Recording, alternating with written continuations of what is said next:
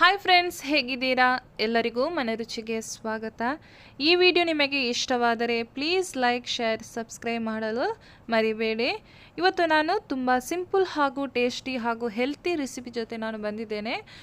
Broccoli cutlet ಹೇಗೆ ಮಾಡೋದಂತ ನಿಮ್ಮ ಜೊತೆ ನಾನು ಶೇರ್ ಮಾಡ್ತಾ ಇದ್ದೀನಿ. ಸ್ಕಿಪ್ ಮಾಡದೆ ಈ ವಿಡಿಯೋವನ್ನು ಕೊನೆ ತನಕ ತಪ್ಪದೆ ನೋಡಿ. ಇವಾಗ ಬ್ರೊಕೊಲಿ ಕಟ್ಲೆಟ್ ಹೇಗೆ ಮಾಡೋದಂತ ನೋಡೋಣ ಬನ್ನಿ. ನಾನಿಲ್ಲಿ ಒಂದು ದೊಡ್ಡ ಆಲೂಗೆಡ್ಡೆಯನ್ನು ತಗೊಂಡಿದ್ದೇನೆ. ಇದನ್ನು ನಾನು ಈ ಥರ ಕಟ್ ಮಾಡಿದ್ದೀನಿ. ಇನ್ನು ನಮಗೆ ಒಂದು ಕುಕ್ಕರಲ್ಲಿ ಇದನ್ನು ಹಾಕಿ ಬೇಯಿಸಬೇಕು. ರುಚಿಗೆ ತಕ್ಕಷ್ಟು ಸ್ವಲ್ಪ ಉಪ್ಪನ್ನು ಹಾಕಿ ನಾನು ಆಲೂಗೆಡ್ಡೆಯನ್ನು ಚೆನ್ನಾಗಿ ಬೇಯಿಸ್ತಾ ಇದ್ದೀನಿ ನೋಡಿ.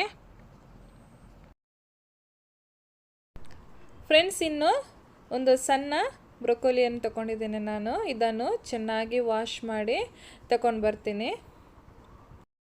ನೋಡಿ. ಇವಾಗ ನಾನು ವಾಶ್ ಮಾಡಿ ತೊಗೊಂಡು ಬಂದಿದ್ದೇನೆ. ಇದನ್ನು ಇವಾಗ ಕಟ್ ಮಾಡ್ತಾ ಇದ್ದೀನಿ ನೋಡಿ.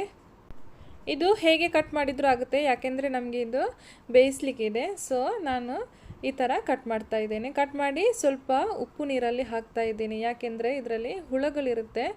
ಅದಕ್ಕೋಸ್ಕರ ನಾನು ಸ್ವಲ್ಪ ಹೊತ್ತು ಉಪ್ಪು ನೀರಲ್ಲಿ ಹಾಕಿ ಇಡ್ತಾ ಇದ್ದೇನೆ ನೋಡಿ. ಫ್ರೆಂಡ್ಸ್, ಇವಾಗ ನಾನು ಎಲ್ಲ ಬ್ರೊಕೊಲಿಯನ್ನು ಕಟ್ ಮಾಡಿ ತೊಗೊಂಡು ಬಂದೆ. ಇನ್ನು ನಮಗೆ ಇದನ್ನು ಬೇಯಿಸಬೇಕು.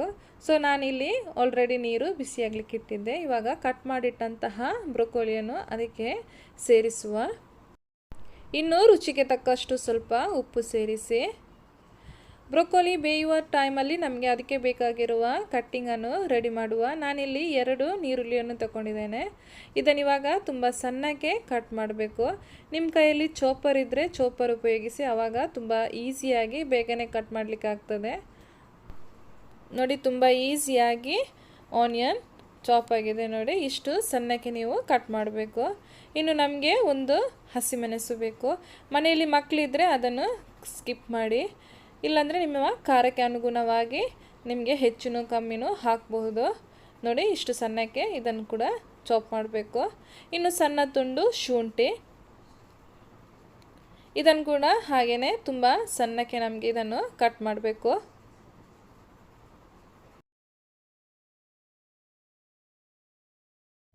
ನೋಡಿ ಫ್ರೆಂಡ್ಸ್, ಇವಾಗ ಬ್ರೊಕೊಲಿ ಚೆನ್ನಾಗಿ ಕುದಿ ಬರ್ತಾ ಇದೆ. ಇದಕ್ಕೆ ನಾನು ಒಂದು ಅರ್ಧ ಟೀ ಸ್ಪೂನ್ ಆಗುವಷ್ಟು ಅರಿಶಿನ ಹುಡಿಯನ್ನು ಸೇರಿಸಿದ್ದೀನಿ. ಚೆನ್ನಾಗಿ ಮಿಕ್ಸ್ ಮಾಡಿ.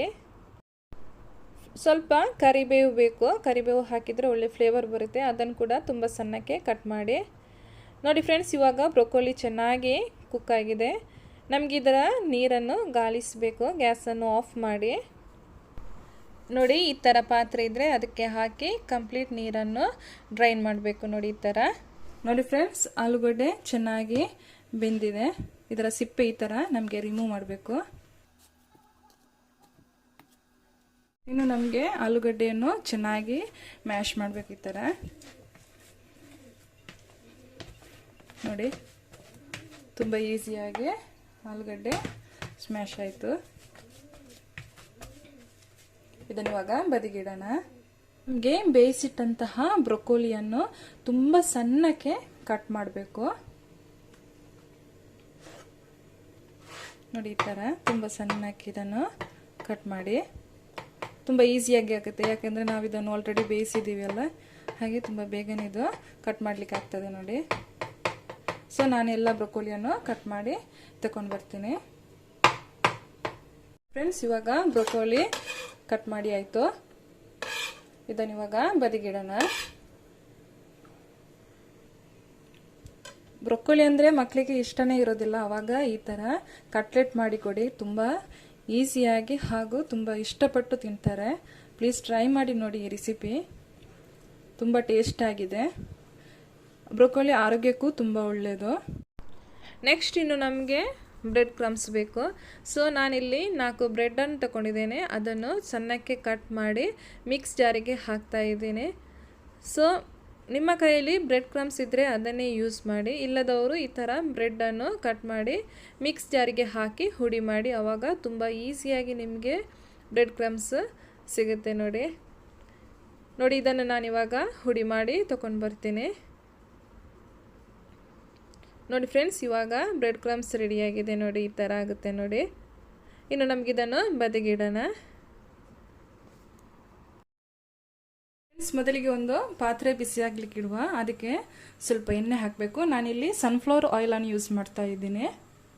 ಒಂದು 1.5 ಟೇಬಲ್ ಸ್ಪೂನ್ ಆಗುವಷ್ಟು ನಾನು ಸನ್ಫ್ಲವರ್ ಆಯಿಲನ್ನು ಹಾಕ್ತಾ ಇದ್ದೀನಿ. ನೋಡಿ, ಎಣ್ಣೆ ಸ್ವಲ್ಪ ಬಿಸಿ ಆದಾಗ ನಮಗೆ ಆಗ ಕಟ್ ಮಾಡಿಟ್ಟಂತಹ ಶುಂಠಿಯನ್ನು ನಾನು ಸೇರಿಸ್ತಾ ಇದ್ದೀನಿ. ಸ್ವಲ್ಪ ಹೊತ್ತು ಹಸಿ ವಾಸನೆ ಹೋಗೋವರೆಗೆ ನಮಗೆ ಇದನ್ನು ಫ್ರೈ ಮಾಡಬೇಕು. ಈ ಥರ ಕಟ್ ಮಾಡಿಟ್ಟಂತಹ ಹಸಿಮೆಣಸು, ಮಕ್ಕಳಿದ್ರೆ ಸ್ಕಿಪ್ ಮಾಡಿ.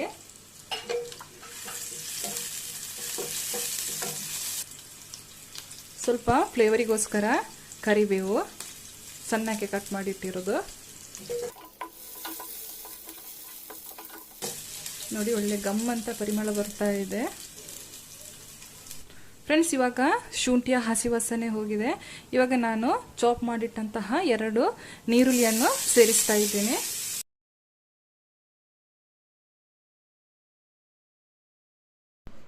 ಇನ್ನು ನೀರುಳ್ಳಿಯನ್ನು ಸ್ವಲ್ಪ ಈ ಥರ ಹುರಿಬೇಕು. ನೀರುಳ್ಳಿ ಬೇಗನೆ ಸಾಫ್ಟ್ ಆಗಲು ನಾನಿಲ್ಲಿ ಸ್ವಲ್ಪ ಉಪ್ಪನ್ನು ಸೇರಿಸ್ತಾ ಇದ್ದೀನಿ. ಚೆನ್ನಾಗಿ ಮಿಕ್ಸ್ ಮಾಡಿ. ನೀರುಳ್ಳಿ ತುಂಬ ಬ್ರೌನ್ ಆಗಬೇಕು ಅಂತಿಲ್ಲ, ಸ್ವಲ್ಪ ಕಲರ್ ಚೇಂಜ್ ಆದಾಗ ನಮಗೆ ಬೇಯಿಸಿ ಕಟ್ ಮಾಡಿಟ್ಟಂತಹ ಬ್ರೊಕೋಲಿಯನ್ನು ಸೇರಿಸುವ. ಇನ್ನು ನಿಧಾನಕ್ಕೆ ಮಿಕ್ಸ್ ಮಾಡಿ. ನೋಡಿ, ಇವಾಗ ಚೆನ್ನಾಗಿ ಮಿಕ್ಸ್ ಆಗಿದೆ. ಇನ್ನು ನಮಗೆ ಇದಕ್ಕೆ ಸ್ವಲ್ಪ ಪೆಪ್ಪರ್ ಹುಡಿಯನ್ನು ಸೇರಿಸಬೇಕು. ನಾನಿಲ್ಲಿ 1 ಟೀ ಸ್ಪೂನ್ ಆಗುವಷ್ಟು ಪೆಪ್ಪರ್ ಹುಡಿಯನ್ನು ಸೇರಿಸ್ತಾ ಇದ್ದೀನಿ. ಚೆನ್ನಾಗಿ ಮಿಕ್ಸ್ ಮಾಡಿ. ಖಾರ ಜಾಸ್ತಿ ಇಷ್ಟಪಡುವವರು ಸ್ವಲ್ಪ ಜಾಸ್ತಿನೂ ಹಾಕ್ಬೋದು. ಇನ್ನು ನಮಗೆ ಬೇಯಿಸಿಟ್ಟಂತಹ ಆಲೂಗೆಡ್ಡೆಯನ್ನು ಸೇರಿಸಬೇಕು. ನೋಡಿ, ಆಲೂಗಡ್ಡೆಯನ್ನು ಸೇರಿಸಿ ಚೆನ್ನಾಗಿ ಮಿಕ್ಸ್ ಮಾಡಿ. ನಮಗೆ ಇಲ್ಲಿ ಆಲೂಗೆಡ್ಡೆ ಬ್ರೊಕೋಲಿಗಿಂತ ಕಮ್ಮಿ ಇರಬೇಕು. ಬ್ರೊಕೋಲಿಯ ಕ್ವಾಂಟಿಟಿ ಸ್ವಲ್ಪ ಜಾಸ್ತಿ ಇರಬೇಕು, ಆಲೂಗಡ್ಡೆ ಸ್ವಲ್ಪ ಕಮ್ಮಿ ಇರಬೇಕು. ಅದು ಕರೆಕ್ಟ್ ರೇಷಿಯೋ. ಇವಾಗ ರುಚಿ ನೋಡಿ, ಖಾರ ಅಥವಾ ಉಪ್ಪು ಕಮ್ಮಿ ಇದ್ದರೆ ಸ್ವಲ್ಪ ಹಾಕಿ. ನಾನು ಇವಾಗ ಟೇಸ್ಟ್ ನೋಡುವಾಗ ಸ್ವಲ್ಪ ಖಾರ ಕಮ್ಮಿ ಇದೆ, ಸೊ ನಾನು ಸ್ವಲ್ಪ ಒಂದು ಅರ್ಧ ಟೀ ಸ್ಪೂನ್ ಆಗುವಷ್ಟು ಪೆಪ್ಪರ್ ಹುಡಿಯನ್ನು ಸೇರಿಸ್ತಾ ಇದ್ದೀನಿ. ಮಿಕ್ಸ್ ಮಾಡುವ. ಇನ್ನು ನಮಗೆ ಸ್ವಲ್ಪ ಬ್ರೆಡ್ ಕ್ರಮ್ಸ್ ಸೇರಿಸಬೇಕು. ನಾನು ಇವಾಗ 1/4 ಭಾಗದಷ್ಟು ಬ್ರೆಡ್ ಕ್ರಮ್ಸನ್ನು ಇವಾಗ ಇದಕ್ಕೆ ಸೇರಿಸ್ತಾ ಇದ್ದೀನಿ. ಗ್ಯಾಸನ್ನು ಆಫ್ ಮಾಡಿ ಇವಾಗ ಚೆನ್ನಾಗಿ ಇದನ್ನು ಮಿಕ್ಸ್ ಮಾಡಬೇಕು. ಈಗ ಉಪ್ಪು ಖಾರ ನೋಡಿ ಕಮ್ಮಿ ಇದ್ದರೆ ಇವಾಗ ಹಾಕಿ ಮಿಕ್ಸ್ ಮಾಡಿ. ಇದನ್ನು ಇವಾಗ ಸೈಡಿಗೆ ಇಡಿ. ಇನ್ನು ನಮಗೆ ನೆಕ್ಸ್ಟ್ 2 ಮೊಟ್ಟೆಯನ್ನು ತಗೊಳ್ಬೇಕು. ಅದನ್ನು ಇವಾಗ ಈ ಥರ ಕಟ್ ಮಾಡಿ ಒಂದು ಬೌಲಿಗೆ ಹಾಕಿ. ಇದಕ್ಕೆ ಸ್ವಲ್ಪ ಉಪ್ಪು 1 ಚಿಟಿಕೆಯಷ್ಟು, ಹಾಗೆ 1 ಚಿಟಿಕೆಯಷ್ಟು ಪೆಪ್ಪರ್ ಪೌಡರ್ ಹಾಕಿ ಚೆನ್ನಾಗಿ ಬೀಟ್ ಮಾಡಬೇಕು. ಇದನ್ನು ಇವಾಗ ಬದಿಗಿಡಿ. ಇನ್ನು ಬ್ರೆಡ್ ಕ್ರಮ್ಸ್ ಒಂದು ಪ್ಲೇಟಲ್ಲಿ ಹಾಕಿ ಬದಿಗಿಡೋಣ. ಇವಾಗ ನಮಗೆ ಈ ಮಿಕ್ಸನ್ನು ನಿಮಗೆ ಯಾವ ಶೇಪ್ ಬೇಕು ನೋಡಿ ಆ ಶೇಪಲ್ಲಿ ಮಾಡಿ. ರೌಂಡ್ ಶೇಪ್ ಬೇಕಿದ್ದರೆ ರೌಂಡ್ ಶೇಪ್, ಓವಲ್ ಶೇಪ್ ಬೇಕಿದ್ದರೆ ಓವಲ್ ಶೇಪ್, ಯಾವ ಶೇಪ್ ಬೇಕು ನಿಮ್ಗೆ ಇಷ್ಟನೋ ಆ ಶೇಪಲ್ಲಿ ನೀವು ಇದನ್ನು ಸಣ್ಣ ಬಾಲ್ಗಳನ್ನಾಗಿ ಮಾಡಬಹುದು. ಇವಾಗ ಇದನ್ನು ನಾನು ಎಲ್ಲ ಸಣ್ಣ ಬಾಲ್ಗಳನ್ನಾಗಿ ಮಾಡಿ ತಗೊಂಡು ಬರ್ತೀನಿ. ನೋಡಿ, ಇವಾಗ ಎಲ್ಲ ರೆಡಿಯಾಗಿದೆ. ಇನ್ನು ನಮಗೆ ನೆಕ್ಸ್ಟು ಒಂದೊಂದನ್ನೇ ಡಿಪ್ ಮಾಡಬೇಕು. ನಾವು ಬೀಟ್ ಮಾಡಿಟ್ಟಂತಹ ಎಗ್ಗಿನಲ್ಲಿ ಒಂದೊಂದಾಗಿ ಡಿಪ್ ಮಾಡಿ ನಮಗೆ ಬ್ರೆಡ್ ಕ್ರಮ್ಸಲ್ಲಿ ರೋಲ್ ಮಾಡಬೇಕು. ಈ ಥರ ನೀವು ಸ್ಪೂನ್ ಉಪಯೋಗಿಸಿ ಮಾಡಿ, ಇಲ್ಲಾಂದರೆ ನೀವು ಎಗ್ಗಲ್ಲಿ ಕೈ ಹಾಕಿದರೆ ಏನಾಗುತ್ತೆ ಅಂದರೆ ಎಲ್ಲ ನಿಮ್ಮ ಕೈಗೆ ಅಂಟಿ ಬ್ರೆಡ್ ಕ್ರಮ್ಸ್ ಫುಲ್ಲು ನಿಮ್ಮ ಕೈಗೆ ಅಂಟುತ್ತೆ. ಸ್ಪೂನ್ ಉಪಯೋಗಿಸಿ ಮಾಡಿದರೆ ಆ ಥರ ಏನಾಗೋದಿಲ್ಲ. ನೋಡಿ, ಈ ಥರ ಚೆನ್ನಾಗಿ ಮಿಕ್ಸ್ ಮಾಡಿ ಬ್ರೆಡ್ ಕ್ರಮ್ಸಲ್ಲಿ. ಹೀಗೆ ಇದೇ ಥರ ನಾನು ಎಲ್ಲ ಬಾಲ್ಗಳನ್ನು ಇದೇ ಥರ ಮಾಡಿ ತೊಗೊಂಡು ಬರ್ತೀನಿ. ನಾನು ಎಣ್ಣೆ ಬಿಸಿಯಾಗಲಿಕ್ಕೆ ಇಟ್ಟಿದ್ದೆ. ಇವಾಗ ಎಣ್ಣೆ ಚೆನ್ನಾಗಿ ಬಿಸಿಯಾಗಿದೆ ನೋಡಿ. ಇನ್ನು ನಮಗೆ ನಿಧಾನಕ್ಕೆ ಒಂದೊಂದಾಗಿ ಬ್ರೊಕೋಲಿ ಕಟ್ಲೆಟನ್ನು ಹಾಕುವ.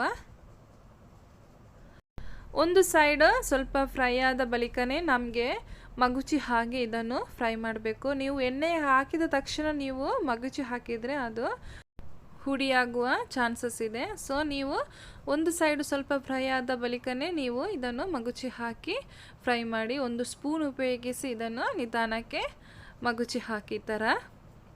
ನಮಗೆ ಇದು ಆಲ್ರೆಡಿ ಎಲ್ಲ ಬೇಯಿಸಿದ ಕಾರಣ ನಮಗೆ ಇದು ಫ್ರೈ ಮಾಡಲು ಜಾಸ್ತಿ ಹೊತ್ತು ಬೇಕಾಗೋದಿಲ್ಲ. ಮೀಡಿಯಮ್ ಲೋ ಫ್ಲೇಮಲ್ಲಿಟ್ಟು ಇದನ್ನು ಫ್ರೈ ಮಾಡಿ.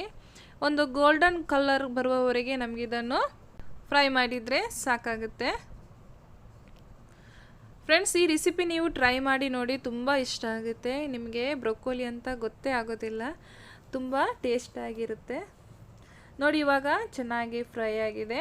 ನಮಗಿದನ್ನು ಎಣ್ಣೆಯಿಂದ ತೆಗೆಯುವ. ಹೀಗೆ ಇದೇ ಥರ ನಮಗೆ ಉಳಿದ ಬ್ರೊಕೋಲಿ ಕಟ್ಲೆಟನ್ನು ನಮಗೆ ಫ್ರೈ ಮಾಡುವ. ಫ್ರೆಂಡ್ಸ್, ಈ ರೆಸಿಪಿಯನ್ನು ಟ್ರೈ ಮಾಡಿ ನೋಡಿ. ಟ್ರೈ ಮಾಡಿ ನಿಮಗೆ ಇಷ್ಟವಾದರೆ ಪ್ಲೀಸ್ ಕಮೆಂಟ್ ಬಾಕ್ಸಲ್ಲಿ ಕಮೆಂಟ್ ಮಾಡಿ ಹಾಗೂ ನಿಮ್ಮ ಫ್ರೆಂಡ್ಸಿಗೂ ಶೇರ್ ಮಾಡಿ. ನೋಡಿ ಫ್ರೆಂಡ್ಸ್, ಔಟ್ಸೈಡ್ ತುಂಬ ಕ್ರಿಸ್ಪಿ ಹಾಗೂ ಒಳಗಡೆ ತುಂಬ ಸಾಫ್ಟ್ ಆದ ಬ್ರೊಕೋಲಿ ಕಟ್ಲೆಟ್ ರೆಡಿಯಾಗಿದೆ ನೋಡಿ. ಪ್ಲೀಸ್ ಟ್ರೈ ಮಾಡಿ ನೋಡಿ. ಈ ರೆಸಿಪಿ ನಿಮಗೆ ಇಷ್ಟವಾದರೆ ಪ್ಲೀಸ್ ಲೈಕ್, ಶೇರ್, ಸಬ್ಸ್ಕ್ರೈಬ್ ಮಾಡಲು ಮರಿಬೇಡಿ ಹಾಗೂ ನಿಮ್ಮ ಫ್ರೆಂಡ್ಸಿಗೂ ಶೇರ್ ಮಾಡಿ. ಮತ್ತೊಂದು ಹೆಲ್ತಿ ರೆಸಿಪಿ ಜೊತೆ ನಾನು ಮತ್ತೆ ಸಿಗ್ತೀನಿ. ಅಲ್ಲಿವರೆಗೆ ಬಾಯ್ ಬಾಯ್. Thank you.